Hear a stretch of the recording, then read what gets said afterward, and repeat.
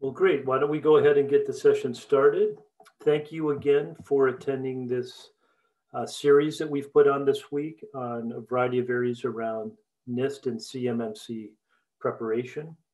I see again we have a number of folks that have attended other sessions, and we welcome you back and hope you may find a little bit of the data in this, a bit of a repeat and re-enhancement of our presentation on Tuesday, but we welcome you and we welcome all those new folks that have joined us as well here today. I'm Tom Leahy. I am the Senior Vice President of Sales and Business Development, and I'll be conducting the presentation. I have with me as support for questions, and as we get to the end, Sanjay Kumar, who is our Chief Product Strategist, and Chandi Bilagu, who is our CTO. So again, thank everyone for presenting today. This is really going to focus around completing and submitting your NIST 800-171 assessment score and how we can assist or how to help with that process.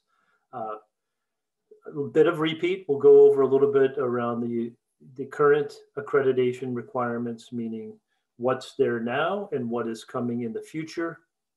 We'll talk a little bit about the NIST assessment score, what it is and how it is kind of configured, and where I'll also provide some resources to you as to how and where you submit that data. And then we're going to show you some technology that's provided through SureShield that allows you to complete all these assessment requirements and then generate all of the output that you need beyond the assessment and the score to submit to the SPRS, which includes your plan of action and milestone report and your system security plan. And we'll demo that to you and show you how that kind of flows and works and how we help streamline that process. And then lastly, we'll take some questions. And for those of you who are new to us, we're offering a free trial of this application. We will, at the conclusion of the presentation, just for those who are on, you will see, you'll get an email with access to the presentation material and as well as this webinar presentation, and then also direct you to access to a free trial of the solution. But prior to us getting started, I know that we have a number of folks that have joined us that perhaps were on other calls with us. And for those of you, I'm just going to take a quick poll because we just want to make sure that we were delivering on what we had promised. So for those of you who had participated in other presentations we did this week and had asked for either one or multiple free trials, because as we mentioned, we could activate them all on the same platform. We just want to make sure that you received the email invite to that. So this is relevant for people that were on before and have asked for a trial. I'm just going to pose that question pretty quickly. And if you could, it will just help us to make sure that we're getting the information to you that you had requested.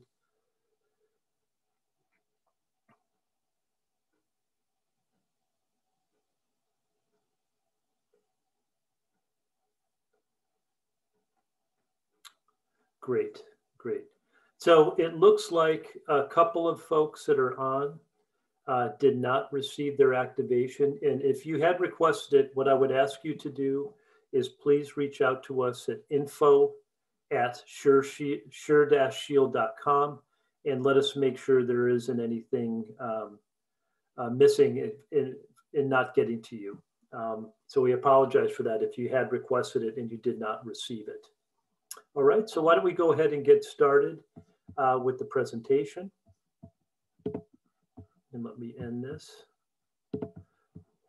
And basically, we're going to repeat a little bit, as to why we're seeing changes and why the Defense Department is focusing on even tightening up their cybersecurity practices. As we all know and have seen even recently, infiltration, theft of IP, and critical, classified data has been happening quite a bit lately. We've obviously have just seen recently, while it may not be a defense related, it's certainly a national security related issue with this pipeline that has been hacked and cut off the ability to distribute oil.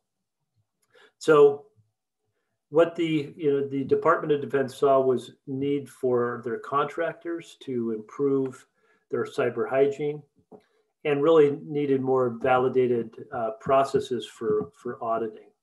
So currently, today, the beginning of that process started with the NIST 800-171 assessment. This was an assessment process to help organizations that are contracting or subcontracting for Department of Defense contracts to show that they are meeting what we would call good process and data protection processes, and that is done through an assessment, the NIST 800-171 assessment process. What follows with that, or what are relevant documents that need to be submitted with that particular assessment, are, first of all, the scores, and those are to be submitted to the Supplier Support Risk System. The System Security Plan, that's a required document that highlights those areas that you have implemented, areas that you may not have implemented, and when you and how you intend to get those components in place. And then, of course, the Plan of Action and Milestone. That Plan of Action and Milestone report basically feeds off of the NIST assessment score to identify, for instance, areas that you have not yet put into place or you're putting into place, and how you are going to go about making them compliant, what the time frame is going to be for that compliance. And this particular assessment and score is required today for any new or modified contracts. This went into place, actually it was implemented to be in effect November 30th of 2020. And so if you are working on new contracts or modifying new, you are required and supposed to be submitting that particular score to them. And it affects all 300,000 providers of the defense industrial base. Now, as you all know as well, recently they've moved. Last year, the cybersecurity maturity model program was introduced. And really the primary reason behind the CMMC was the issue of NIST being primarily a self-assessment score. There were individuals or companies that were submitting self-assessments that may not have actually been complete or fully true. And as a result, we had issues with hacks. And a lot of the hacks that have taken place in these areas have not necessarily been directly at the government, when I say at the government level, but due to contractors and subcontractors that are servicing those. So the intent was to tighten up those practices, put some more controls in place, and even more stratification of controls into place. And moving that to what they would call a third-party audit process. So now you will have, when it is time and when you are required, you're going to have to go get certified by an organization under that. There's a lot of similarities between NIST and CMMC. At the level 3 level of CMMC, all 110 of the NIST 800-171 controls are encompassed in that. And we're going to show you again, for those who have been on before and for those who are new, how we can help simplify and make that process a bit more automated and efficient so that you can audit yourself once and make that relevant against both of these particular assessment requirements, because they're both kind of in place right now. You have to do NIST today, and you're going to have to be doing CMMC in the very near future. And we know that that's coming because they've already certified a number of organizations who have been given the authority now to certify contractors, providers to be CMMC accredited. There's currently 20, and as of this day, there's probably more. That was at the beginning of the year, there were 20 that were approved vendors. So again, might be a repeat for a few folks, but sorry, let me get these turned out just so we don't get interrupted. Want to just get an idea from the group here. Have any of you completed a NIST 800-170 assessment in the past? And we'll give you just a couple of seconds to fill that data in. And actually, it looks like with the polling questions that we've taken right now, actually a large number of you have not. And I can share those results. So 83% of the folks that are on today have not submitted a score. I'm assuming that's because you either are working under a contract that at this point has not been modified, or otherwise, if you are servicing agreements and you are involved in new ones, this is a requirement.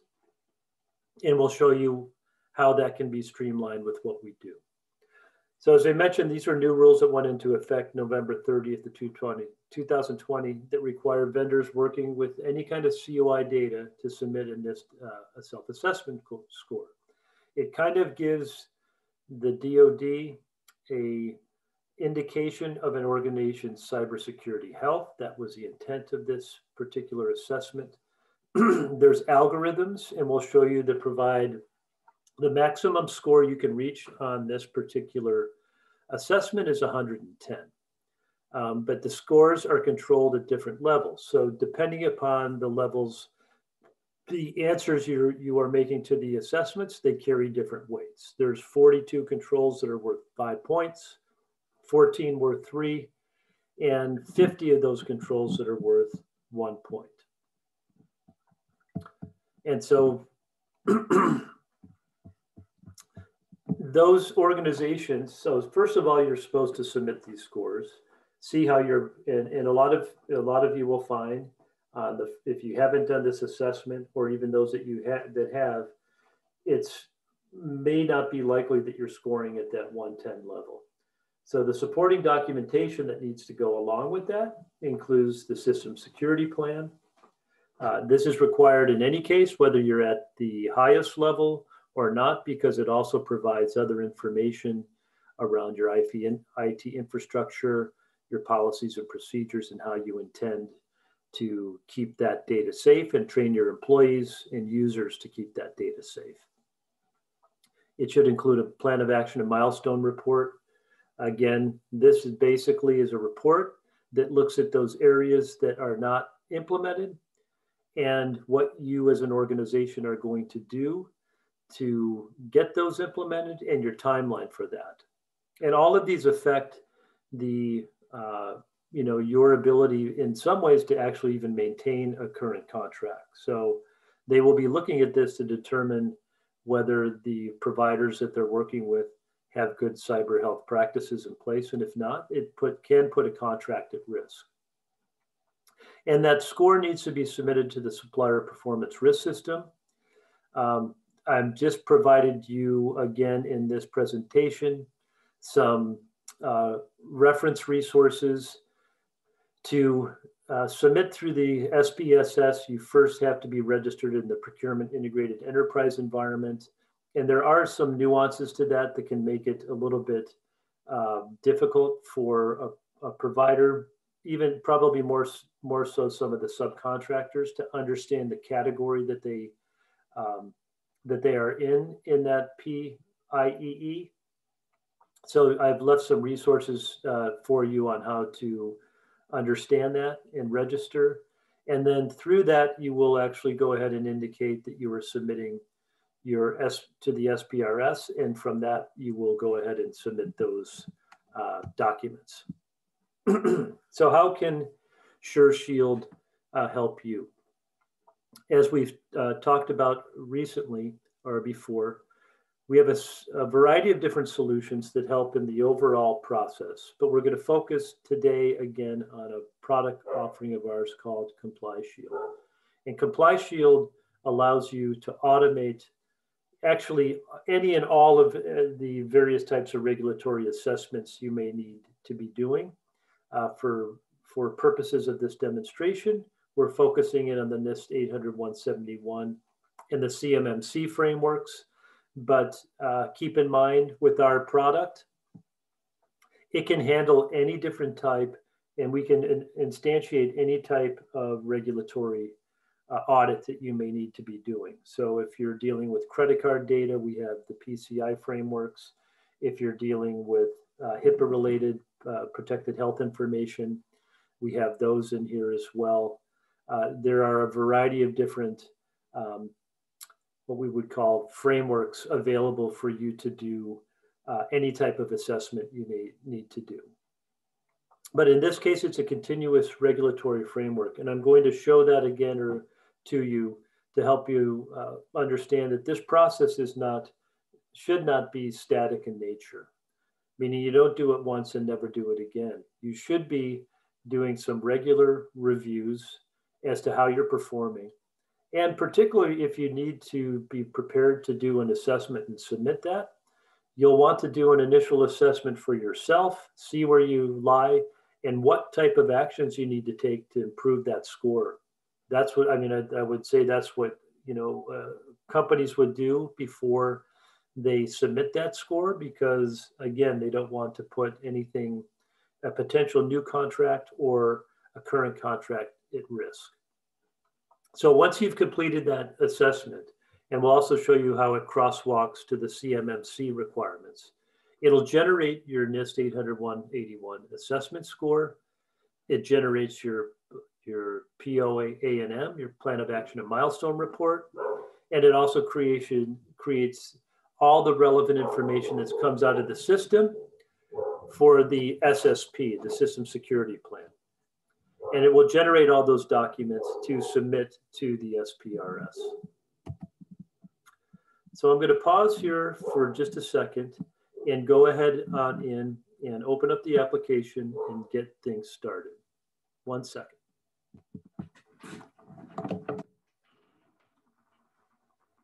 You get the dog to shut up?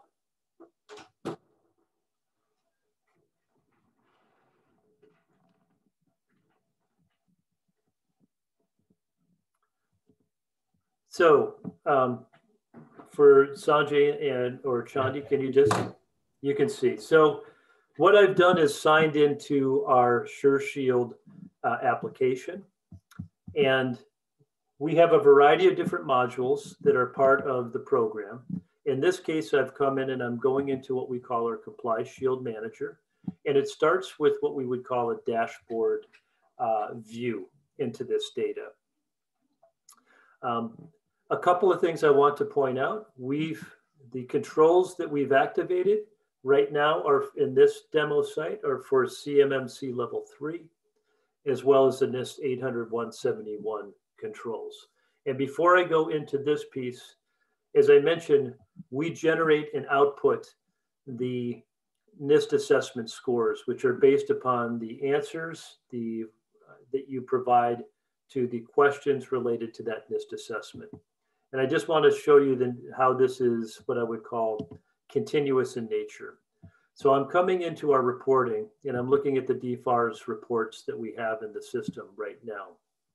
We'll come back to these others, but you'll see we output and generate the SSP for you, the Plan of Action and Milestone report, and the report on this 800-171 assessments. So I'm going to pull this up just very quickly. And without going too deeply into it, you can see based upon where I am at today with this particular company, I'm currently scoring at an aggregate compliance score of 90. And if you recall previously, based upon the scores, they have weights to them. So there are some that are weighted at 5, some weighted at 3, and some that are weighted at 1. So I'm going to go back now into my dashboard. And we're going to go ahead and click into these controls. And what it will provide me, first of all, is a macro view. So a full-on macro view. So in this case, you'll notice to the right that I have both the CMMC regulations and standards or controls activated for me. I also have the NIST 800-171 controls. And you'll see there's 110 here and 130 here, keeping in mind that these 110 are a subset of these 130. Now, the responses to how you answer those different questions can be different. We allow you to do a lot of what I would call filtering on this data. So let's say I just want to go down and take a look at a particular domain. And I'm going to go into this, I think I'll go into a physical security domain. So I'm narrowing down the questions that I have here. And because these are relevant to both, let me just get into one there because I want to show that it's also got, let's see if we have under the awareness and training. Okay, this is a little bit better example because there's relevant controls that are part of both of these particular areas. So you can see in this case, I have a CMMC question that relates to ensure that managers, system administrators, and users of the organization are properly trained. And you'll also see a very similar question in the NIST area, right? So currently, neither one of these have been implemented. They're non-compliant, not implemented, right? So if I were to go into this particular question, the way in which these questions flow is, like I said, you can narrow down to a specific domain, and then you can go in and begin to answer the questions that are related to that.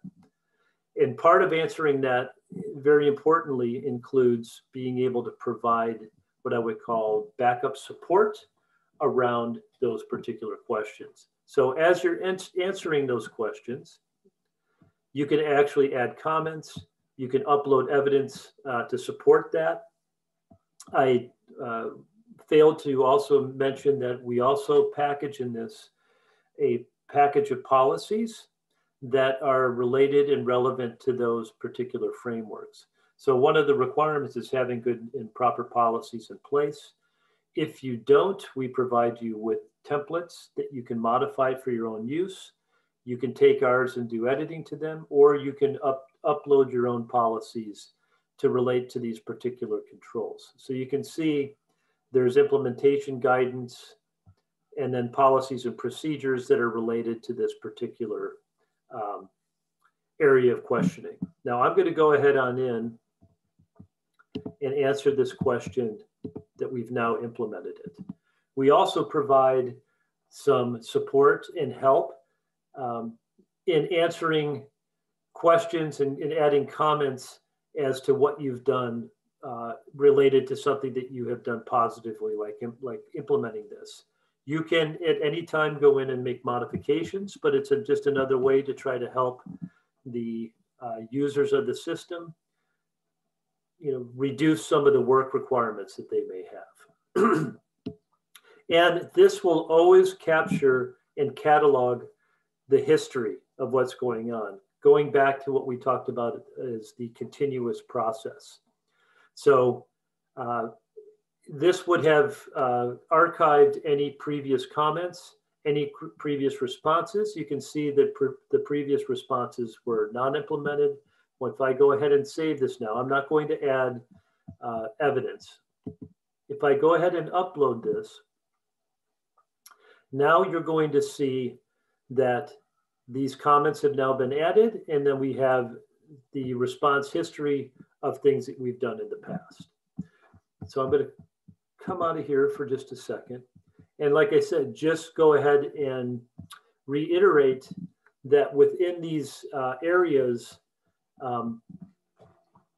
you can go ahead and filter in any way that you want.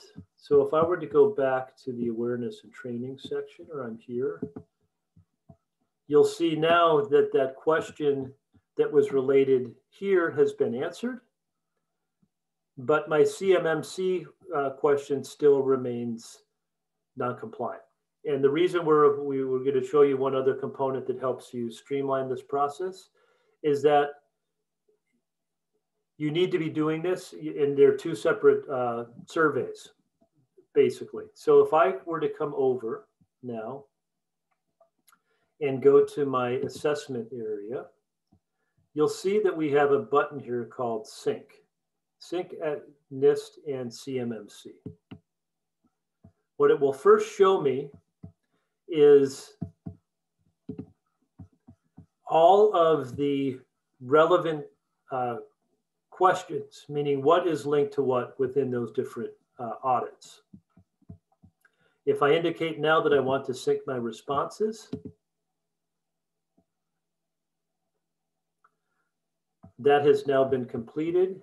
And if I were to come back into the Comply Shield Manager and go to that particular domain again, under Awareness and Training, you're going to see now that that particular question has been answered compliant, right? So it synced it, and it took the data from my previous answer, it synced them together, and it saved me from now having to go ahead on in there and repeat answering for that particular audit requirement. So this is where we harmonize and synchronize the CMMC with the NIST processes. Again, a lot of this doesn't have to be done by yourself. So we provide a lot of different ways in which you, let's just say I wanted to take the asset management category and pick the areas that were in asset management. And I could say, I want to get a request for response. Either I can send this out or delegate this work internally. I can even work with outside groups. So maybe I have an outside IT group that handles certain security related questions. I can pick those questions, send them out to them. You can see it's going to say, ask me for an email, the person's name, whether they can even forward that on to others to help answer. And it will allow me to get control and see where we stand at any given point in time without me having to do all the work.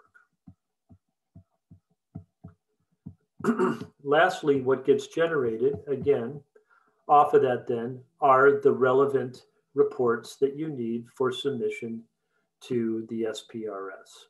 So if I go back to my reporting requirements, and again, this is going to show what we would call the continuous nature of the program. If you recall, my score on this NIST assessment, when we first looked at it, was a score, I believe, of 90. If I go now run this today at this given point in time, keeping in mind that we answered some other questions, that question that we answered, we can tell was worth 5 points. And so now my score, my aggregate score is increased because I went from a non-implemented standpoint into an implemented, and as such, my score is complete and ready. Within the application, we allow you to obviously save these reports. You can output, or you can actually schedule these reports. So if you want people to be periodically updated with access to that report, you can schedule those to go out to different individuals within your organization.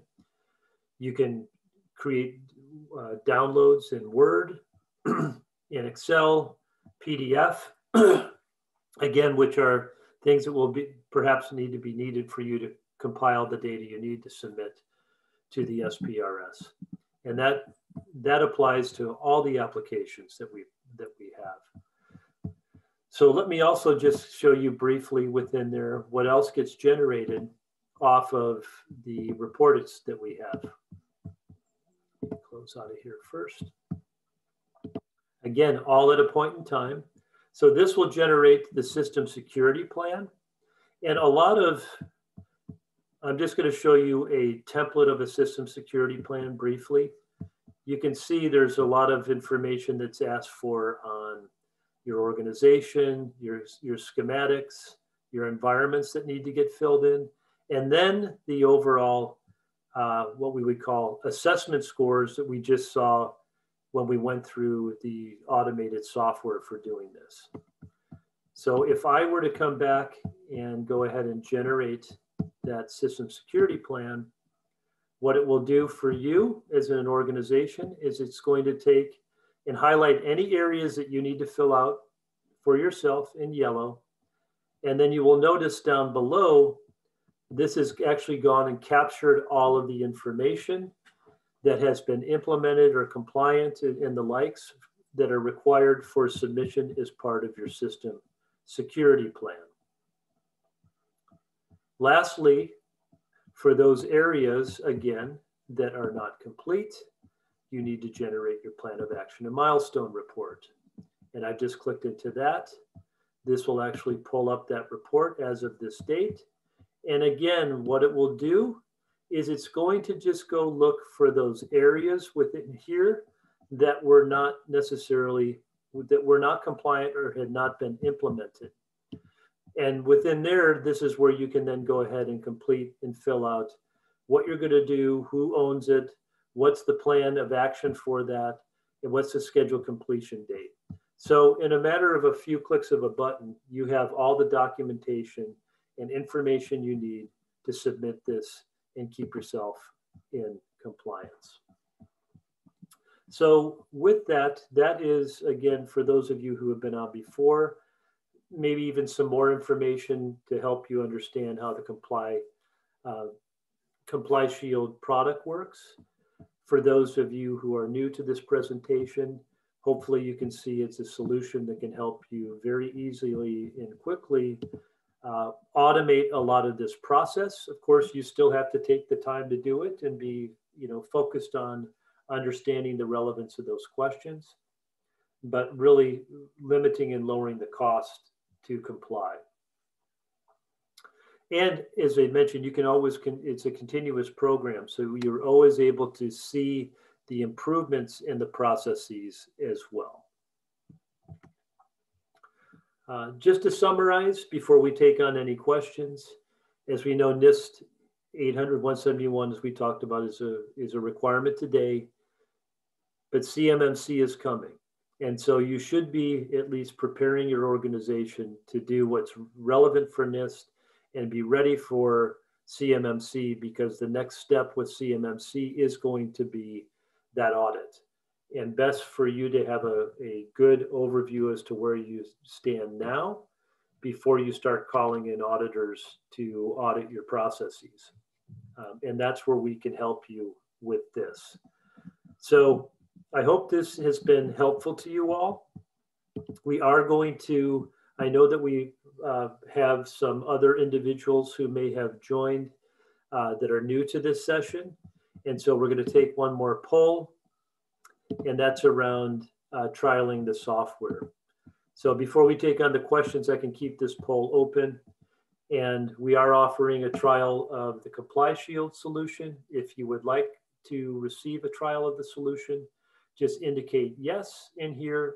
For those of you who have been on before, you've probably already indicated as such, and we appreciate that. So in the follow-up to this presentation, you will receive as we mentioned, access to the content, the webinar, and then a direction to keep your eyes out for an email from SureShield that's inviting you into the Comply Shield program. And I would just make a note for those of you who don't see it, who've requested. If you don't see the app, if you haven't seen the email, just check your spam folder occasionally, particularly on first-time sends. They can sometimes end up in spam.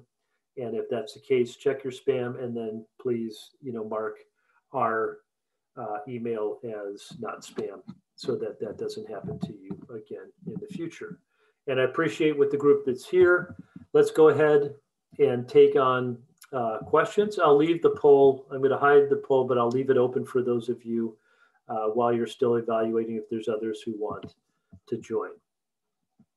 So just a note, if you go into your Zoom profile or into your Zoom toolbar, there's a Q&A section. It looks like a few of those have been answered already. And then I will go ahead and open it up to any other questions that folks may have at this time. I see, Andy, you've had a couple of questions that appear to have been answered for you.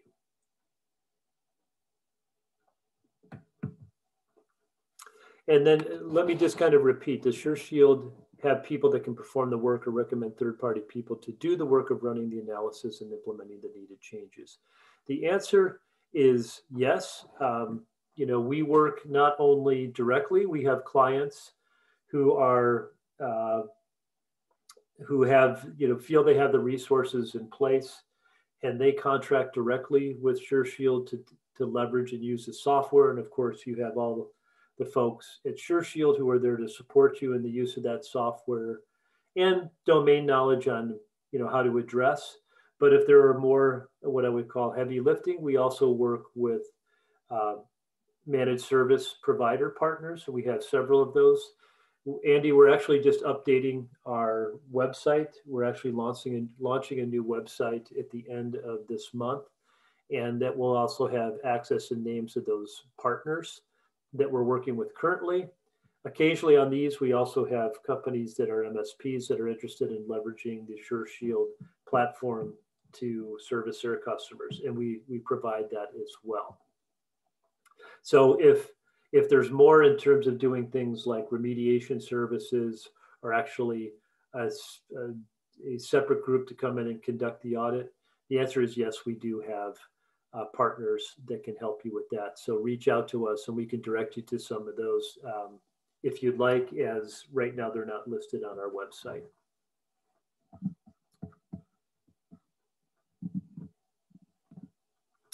Other questions, please go into the Q&A. I'm just going to go through one that was asked before. What is the cost should we continue past the trial? It's actually a very, very cost-effective solution, the Comply Shield, for the 2 frameworks. We typically would charge about $1,500 per year per framework, but because of the relevance of these being so tightly intertwined, we're offering the Comply Shield and the NIST 800-171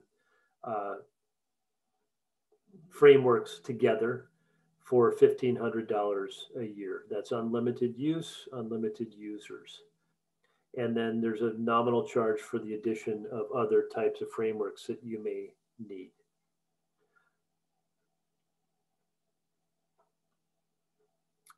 I'm not seeing any other questions. I'll just open it up for about another minute, and knowing that our polling is complete, for those of you that have indicated that you would like to receive a trial, keep an eye out for the email that will come from us.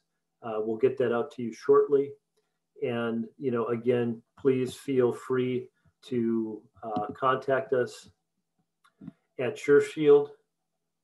And sorry, there's one more question that came up. How do we go about purchasing when ready?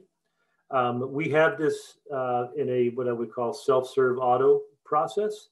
So when that time comes, you just need to let us know to activate it, and you can pay through PayPal. You can pay via check, however you prefer. But it's a self-service activation on the portal site as well. I hope that answered your question. And let's see if there's any more. Great.